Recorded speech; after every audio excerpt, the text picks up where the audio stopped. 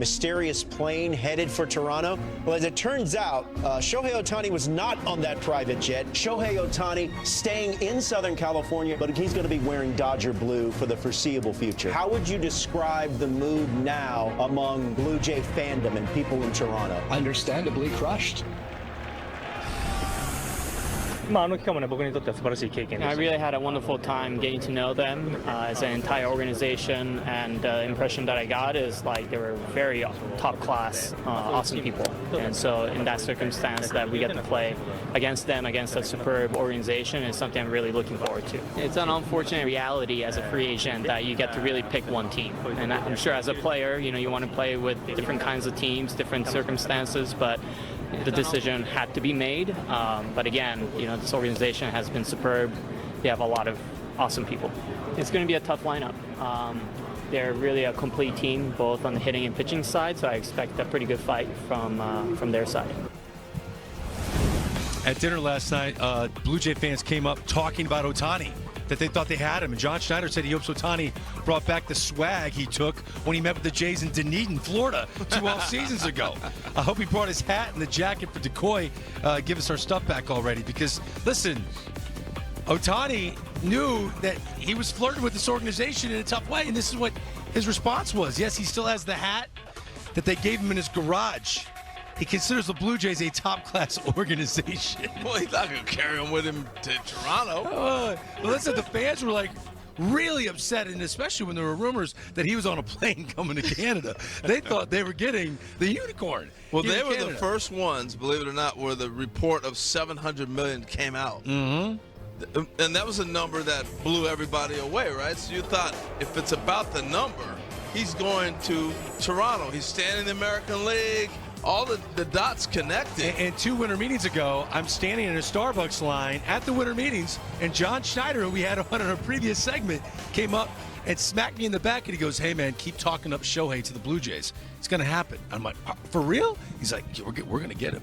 And just after the interview, he was like, "I really thought we had him." They really believed it. And when you look at the season, there was expectations last year for the Blue Jays.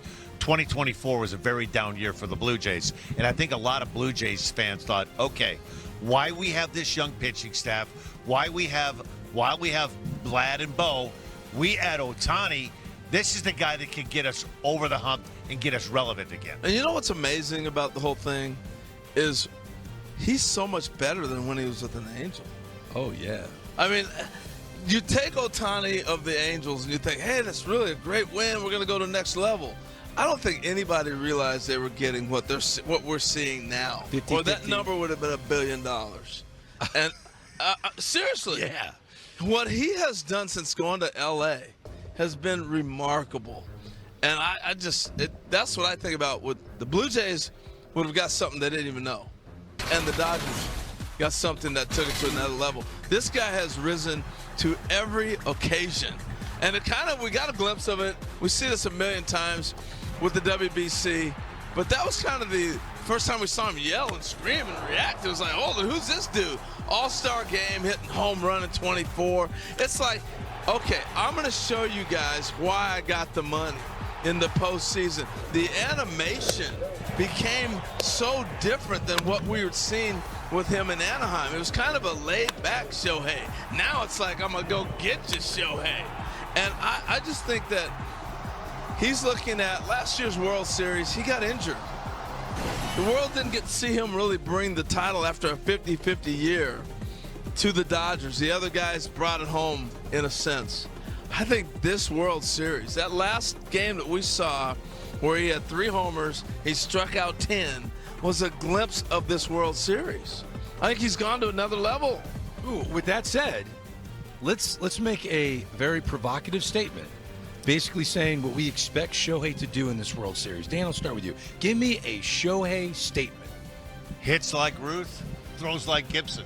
I mean, what he's able to do, he's as dominant right now as Bob Gibson and Babe Ruth. Look, Harold touched on Game 4, 10 strikeouts, completely dominant. Fastball, curveball, splitter, sweeper. And, by the way, he did what Bob Gibson couldn't do. He hit 3 home runs in the same game. I mean, what he did, that's going to go down as the single greatest personal performance in the history of baseball. And in one game. And the crazy thing, he was struggling going into that game. He wasn't hot. No. He was scuffling. Do you have a Shohei statement? I made a statement a long time ago that Babe Ruth's not in the same stratosphere as this guy. I know we keep talking about Babe Ruth, and rightfully so. He's deserved what he has. He's hitting 60 home runs, and teams weren't hitting 60. But he wasn't throwing 100, and he wasn't running like this guy. He doesn't hit like this guy, and he wasn't the physique of this guy. I'm sorry. This, to me, when we start talking about baseball and we get into these debates about generations, he has crushed the gap of the gossip and the conversation of Babe Ruth and So maybe Shohei your Ohtani. statement is Shohei will remind the world that he is the greatest player of all time. Right now, I have to say On the yeah. biggest stage. That's what you're I don't know if basically... you have to remind. I think the last game told us There are everything some we need to people know. that are like, I haven't seen enough. I'm like, time out. He's a pitcher and a hitter. That's 2 seasons in one when he pitches. That's 2 seasons Yeah. in one. My statement, as I look at Shohei, and I'm glad that your tape started with the WBC, when he struck out Trout, Yeah. that he's checking things off on his legacy of what he wants to do. He wants this moment right here in the World Series. He wants to do that at the end of a World Series. And I think my statement is, if the Dodgers win the World Series, if they do, Shohei Ohtani is getting the final out on the mound. I don't agree with that. Wow. Okay, Strong call. That's a So strong you're saying the statement, World Greg. Baseball Classic is higher stakes than the World Series? Yeah, it makes sense that he would come out of the bullpen for the World Baseball Classic, but it doesn't make any sense that you would do that in the World Series. I think there's a lot of different ways to get there. I don't think he's closing the game, the final game. Unless you, Roki Sasaki's locked down, Then it's- has the pedigree. It has to be a 7th game if that's going to happen. Well, maybe there is. Okay, we'll Our see. predictions for Well, the World predictions Series are are a couple coming. segments away. Hey, when we come back, on the eve of getting, and I think that's a very important thing to remind ourselves. The modern big leaguer is different than the big leaguer in the 80s and in the 90s, right? The modern big leaguer is just a younger energy, and Tony Vitello speaks the language. And I think Buster Posey was looking for something that's outside the normal box of what a manager is today, and someone that can create a culture that would make playing in San Francisco an alluring idea. Well, I 100% agree with you, Greg. I think the one thing here when I thought about Tony going to the big leagues is we're closer connected to college baseball, to pro baseball than ever before. Good point. Because we draft so many players out of college, and they're getting to the big leagues immediately. It's almost a glorified college league in a sense. Now, you got to have a lot of players from worldwide, but I mean in the fact that so many players have played college ball. So he connects there. I think the other thing, I want to talk to the Tennessee people for a second. This guy's a trailblazer. He didn't go over to Auburn or Arkansas or Kentucky or something. LSU. He went to the San Francisco Giants, one of the revered, long-standing franchises in baseball.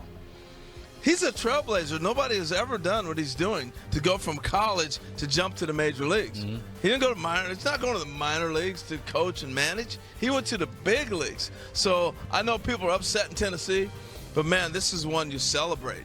Your guy jumped to the major leagues, and that is something that's never been done before. He's blazed a trail that I think will not be the only one that we see. This will happen again because we're so connected now to college baseball than ever before Did in pro Pat ball. Murphy's success impact this decision, you think? I don't think it did, Greg. I think the main thing for me that Tony is going to have to do that's going to be different from the college game, he controlled so much that went on from roster, pitching, decisions, lineup, who's playing, who's not playing, and he was the sole voice in that. He had the final say. And when you get to the big league level, you have an analytic department, you have a game planning department, you have a pitching coach, you have a hitting coach, you have a lot more voices. And I think his biggest challenge is going to be, what voices does he trust? How much does he trust in his gut, what he had before when he coached in college ball?